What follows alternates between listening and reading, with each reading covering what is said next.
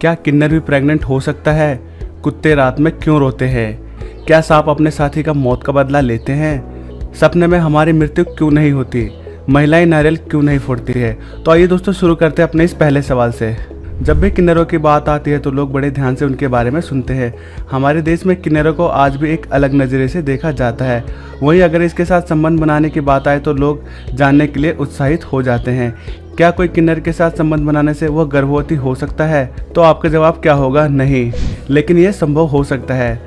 साधारणतः तो किन्नर गर्भवती नहीं होता, लेकिन अगर उसे मां बनना है तो उसे कुछ मेडिकल प्रोसेस से गुजरना होता है जो बहुत ही रिस्की होते हैं। इसके लिए किसी महिला ट्रांसजेंडर को मां बनना है तो पहले उसके भ्रूण को बाहर ही तैयार किया जाता है। उसके बाद उसके शरीर में बच्चेदानी लगाकर उसे विकसित किया जाता है, जो जटिल प्रोसेस है। यहाँ तक कि इस प्रोसेस में जान जाने का भी खतरा रहता है। आपको बता दें कि किसी भी ट्रांसजेंडर में बच्चेदानी नहीं होती है। वहीं अगर ट्रांस पुरुषों की बात करें तो इनमें मां बनने के चांस अधिक होते हैं, लेकिन यह तभी संभव है जब पुरुषों का गर्भाशय क्रियाशील हो। लेकिन हमारे देश में अभी भी कोई किन्नर इस तरह मां बनने के लिए तैयार नहीं हुआ है, क्योंकि उनको इस बात से डर है कि कहीं उनके बच्चे को भी परिणाम भुगतना नहीं पड़ जाए। लेकिन हमें अपनी मानसिकता बदलनी होगी। किन्नर भी एक इंसान है, उनको भी हमारे समाज में बराबर जीने का हक है, उनको भी सब अधिकार मिलने चाहिए।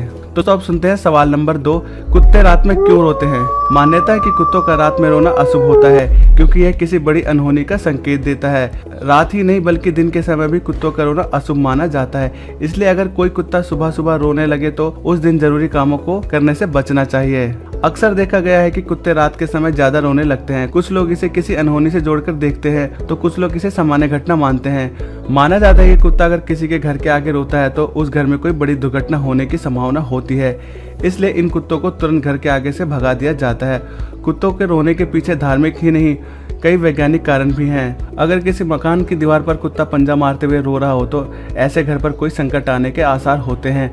अगर किसी व्यक्ति को काम पर जाते समय कोई कुत्ता अचानक उस व्यक्ति पर भौंकने लगे, इसका मतलब कुछ परेशानी आने का संकेत होता है।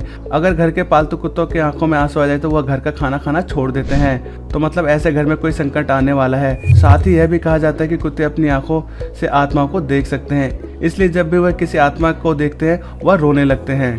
क्या सांप अपने साथी का मौत का बदला लेते हैं? हमारे समाजों में सांपों को लेकर कई तरह के अंधविश्वास और भ्रम फैले हुए हैं। हमारी धार्मिकता इनको कम करने के बजाय इनको बढ़ावा देती है। आज हम इसमें सांपों से जुड़ी हुई मान्यता और अंधविश्वासों को वैज्ञानिक दृष्टिकोण से परखेंगे। हमारे समाज में ऐसी मान्यता है कि यदि कोई मनुष्य किसी सांप को मार दे तो मरे हुए सांप की आंखों में मारने वाले की तस्वीर उतर आती है, जिसे पहचान कर सांप का साथी उसका पीछा करता है और उसको काटकर अपने साथी की हत्या का बदला लेता है। यह सांपों से जुड़ा हुआ एक अंधविश्वास है जिसका हमारे यहाँ कहानियों और फिल्मों में जमकर इस्तेमाल हुआ है। लेकिन यदि हम बात वैज्ञानिक दृष्टिकोण से करें तो इसमें तनिक मात्र भी सच्चाई नहीं है। सांप अल्प वृद्धि वाले जीव होते हैं। इनका मस्तिष्क इतना विकसित नहीं होता कि ये किसी घटनाक्रम को याद रख सके और बदला ले। जीव विज्ञान के अनुसार अगर कोई सांप को मारता है तो वो अपने गूदों द्वारा एक ऐसा खास तरह के गंध छोड़ता है जो उस प्रजाति के अन्य सांपों को आकर्षित करती है। इस गंध को सुनकर अन्य सांप मरे हुए सांप के पास आते हैं, जिन्हें देखकर यह समझ लिया जाता है कि अन्य सांप अपने मरे हुए सांप की हत्या का बदला लेने आए हैं। सपने में हमारी मृत्यु क्यों नहीं होती है? अचानक आप सो रहे होते हैं और सपना देख रहे होते हैं जिसमें आपकी मृत्यु हो रही होती है। जब आप मरने वाले होते हैं ठीक उससे पहले आपकी नींद खुल जाती है और उठने के बाद आपको सबसे ज्यादा खुशी होती है कि शुक्र है यह सपना था, आज तो बाल बाल बच गए। मगर क्या आप लोग जानते हैं कि ऐसा क्यों होता है? तो चलिए जानते हैं आज इस रहस्य को। मृत्यु के बाद आज तक कोई नहीं जान पाया कि क्या होता है। बड़े बड़े वैज्ञानिक भी मृत्यु के बाद क्या होता है नहीं बता सकते हैं। मरने के बाद व्यक्ति को क्या होता है यह एक रहस्य है। हालांकि गीता और गरुड़ पुराण में मृत्यु के बाद क्या होता है वह चीज बताई गई है, मगर वास्तव में क्या ऐसा ही होता है यह आज तक किसी ने महसूस नहीं किया है। इसी कारण मृत्यु के बाद क्या होती है हमारे दिमाग को भी नहीं पता। हमारे दिमाग में यह तो अच्छे से स्टोर है कि मरना कैसे है, मगर मरने के बाद क्या होता है यह स्टोर नहीं है। इसलिए आपको आपका दिमाग सपने में मरने के बाद क्या होता है नहीं दिखाता और इसी कारण आपकी आँख खुल जाती है, क्योंकि ऐसा आपका दिमाग करता है। महिलाएं नारियल क्यों नहीं फोड़ती हैं? चाहे पूजा हो या कोई भी मांगलिक कार्य हो या किसी भी शुभ काम की शुरुआत करनी हो, हमेशा नारियल फोड़कर ही शुभ कामों को श्री गणेश किया जाता है। हिंदू धर्म में नारियल के बिना पूजा अधूरी मानी जाती है। आपने अक्सर देखा होगा कि शुभ कार्य के दौरान अक्सर पुरुष ही नारियल फोड़ते दिखाई देते हैं, जबकि महिलाएं नारियल नहीं फोड़ती है, क्योंकि महिलाओं को नारियल फोड़ने में हमेशा मना किया जाता है। आखिर महिलाओं को नारियल फोड़ने से क्यों मना किया जाता है और इससे कौन सी मान्यता जुड़ी हुई है? आइए आपको बताते हैं क्यों महिलाएं नारियल नहीं फोड़ती है। दरअसल महिलाओं के नारियल नहीं फोड़ने के पीछे शास्त्रों में एक कहानी बताई जाती है। शास्त्रों के मुताबिक नारियल एक फल नहीं बल्कि नारियल का बीज रूप है, इसलिए इसे प्रजनन क्षमता से जोड़कर देखा जाता है। महिलाएं बीज के रूप में ही शिशु को जन्म देती हैं, ऐसे में वो बीज को नुकसान कैसे पहुंचा सकती है, इसलिए महिलाओं के लिए बीज रूपी नारियल को फोड़ना अशुभ माना जाता है।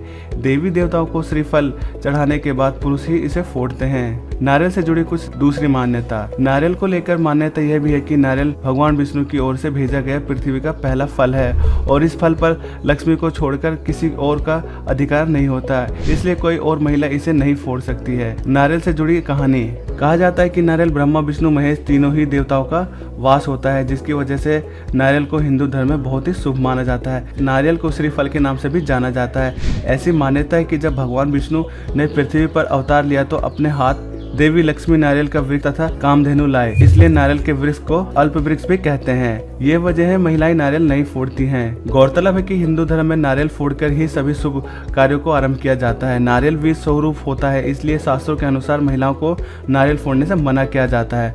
तो दोस्तों बस इस वीडियो में इतना ही। दोस्तों उम्मीद है हमारे द्वारा दी गई ये जानकारी आपको अच्छी लगी होगी। दोस्तों आपको अगर जानकारी अच्छी लगी तो इस वीडियो को ज़्यादा से ज़्यादा शेयर करें और दोस्तों अगर आप इस चैनल को पहली बार देख रहे हो तो सब्सक्राइब करना ना भूलें। तो दोस्तों जल्दी मिलेंगे आपसे अगली वीडियो में और भी इंटरेस्टिंग सवाल और जवाब लेकर। तब तक के लिए जय हिंद जय भारत।